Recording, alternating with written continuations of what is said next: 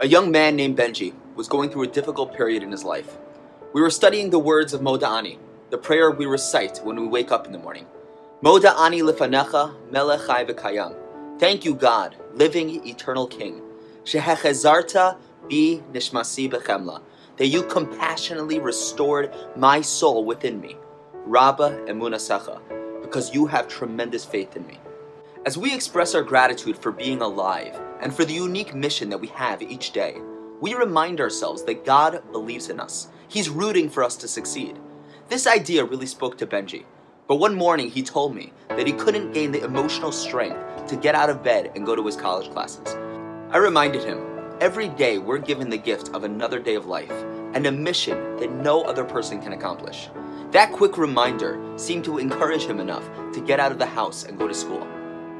Later that day, Benji called me full of joy. Today, I witnessed a miracle. As I was about to walk into the campus building, I noticed a young toddler running down the block all alone, heading right towards the busy street. There was no adult in sight. I ran after him and scooped him up just as he stepped into the street. 2 minutes later, the boy's babysitter caught up to us.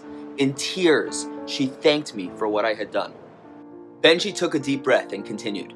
At that moment, I realized that there was not a single other person walking around on the sidewalk. Do you know what that means? If I had stayed in bed this morning, no one would have been there to save the little boy's life. Now I realize the truth of the words of Moda'ani. Every day, God gives us another gift of life because He believes that we can accomplish something great that no one else can do. We are approaching the holiday of Purim. The Talmud tells us, Misha nichnas Adar marbe misimcha. When the Jewish month of Adar comes and we get closer to Purim, we increase our joy. Why does Purim bring us to such a state of joy? On Purim, we tell the story of how the evil Haman tried to wipe out the Jewish people. But after the Jews came together to fast and pray, as Queen Esther influenced the king's decision, the decree was changed and the Jewish people survived. Each Purim, we remember the joy that our ancestors felt after having been saved from the threat of annihilation.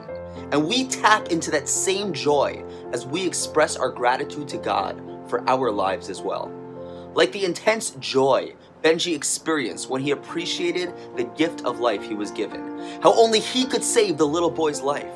This Purim, let's experience true joy and celebrate life. Happy Purim.